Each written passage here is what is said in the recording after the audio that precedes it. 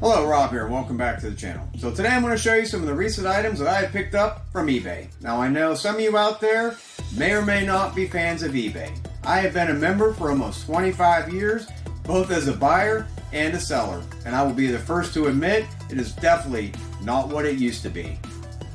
What once started off as an auction style website has pretty much all but disappeared. Most of the items out there now all have a buy it now with best offer. So you send the seller a reasonable offer and they counter with like $1 off their original price. It's like, what's the point of even having it?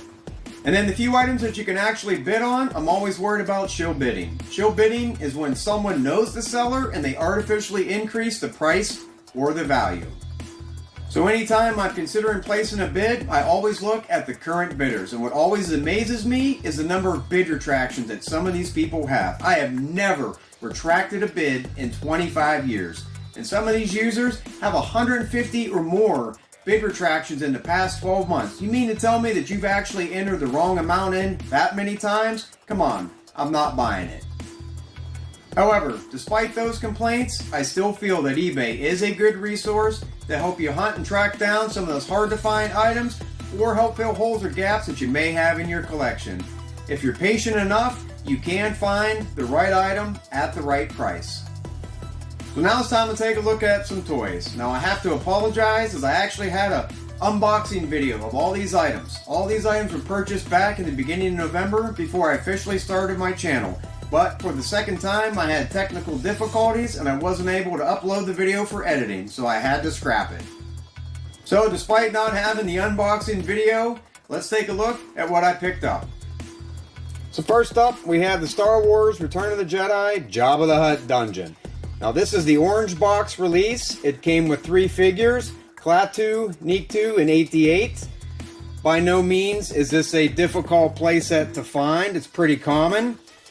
Basically all Kenner did, like they did with other sets, was reuse the base from the droid factory, just molded it a little bit differently.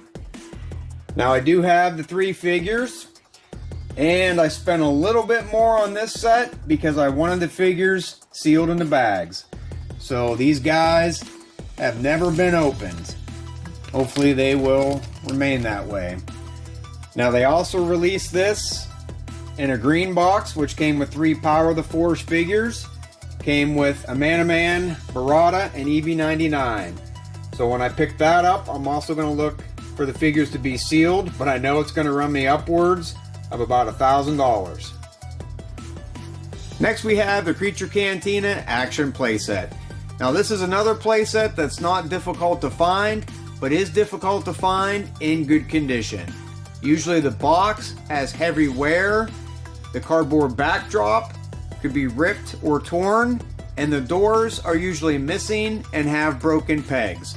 Now this set is 100% complete. The box is in excellent shape with all flaps intact, and the doors are unbroken.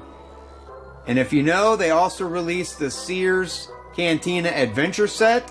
That is the one that came with the 4 figures, including the blue snaggletooth, and that set is a lot harder to find and usually commands a pretty hefty price tag. And here we have a couple of the mini rigs. We have the MTV7 and the MLC3. Now I got these 2 items from the same seller, so it's always nice when you can save a few bucks with combined shipping. Both are 100% complete with box, instructions, used sticker sheet, and even come with the cardboard inserts. Now when it comes to my Star Wars vehicles and playsets, I don't always look for them with the inserts, but when they have it, it's an added bonus. Now as a kid, I was really not a fan of these because they didn't appear in any of the movies, but I understand why Kenner offered these at a lower price point so kids could have a vehicle to play with their action figures. And the last mini rig that I got is this Desert Sail Skiff from Return of the Jedi. Now this was in beautiful, unplayed with condition. 100% complete with the box, instructions, catalog, unused sticker sheet, and the cardboard insert. Now that I picked up these 3 mini rigs, there's only 3 that I need. And that is the Indoor Forest Ranger, which can be a little bit on the pricier side, the AST-5, and the ISP-6.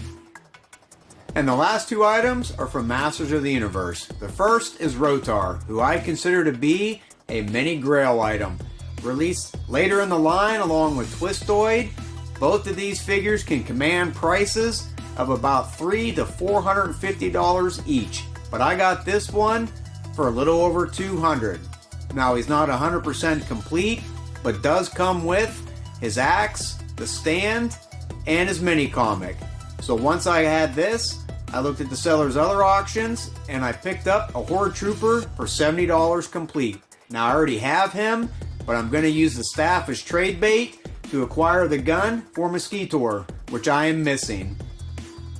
So that was everything that I originally purchased from eBay. Now I had a second video planned, but since I lost the footage of the unboxing, I figured why not combine everything and just do one video. So let's take a look at a few more items. And the first item is this G.I. Joe Slaughter's Marauders Lynx. Now as I mentioned in my toy room tour, this was the one vehicle that I was missing and it had always eluded me. So I was surprised when I did a search on eBay and I found this from Wheeljack Slab. He's a reputable seller and someone who I've bought from numerous times. The vehicle is 100% complete with the tow cable. It does have the end broke off, but it's still nice to have it. This is a common problem with both this vehicle and the Wolverine. Comes complete with uncut box, so the flag points have not been removed from the back. And also included is the instruction sheet. So now I have all three vehicles from the Slaughter's Marauders line. Next I got this lot of mint on card Star Brigade figures to include Ozone, Countdown, and Target. I've been meaning to add to my Carded Joe collection, and I figured what better place to start than the Star Brigade, the Battle Corps, and the Ninja Force line, as these three lines are still pretty reasonably priced.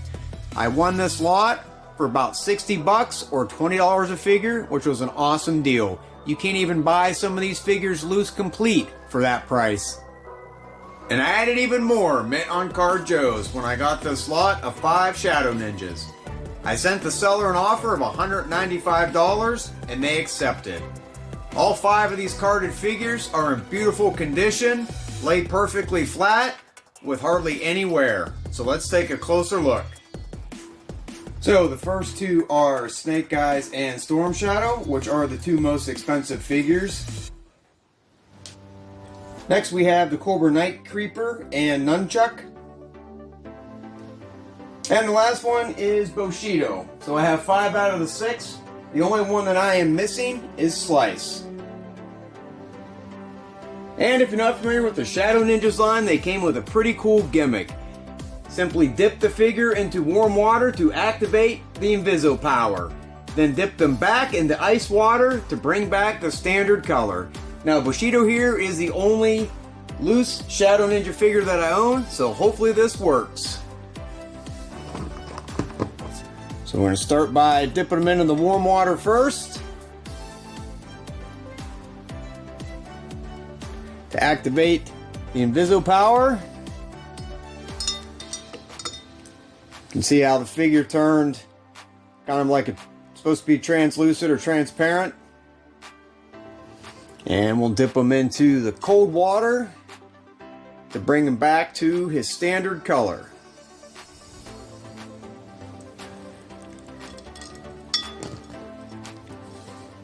So there it is.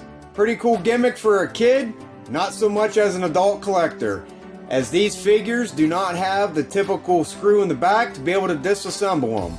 So I'll probably spend about a week making sure he's 100% dry before I put him back in my display case.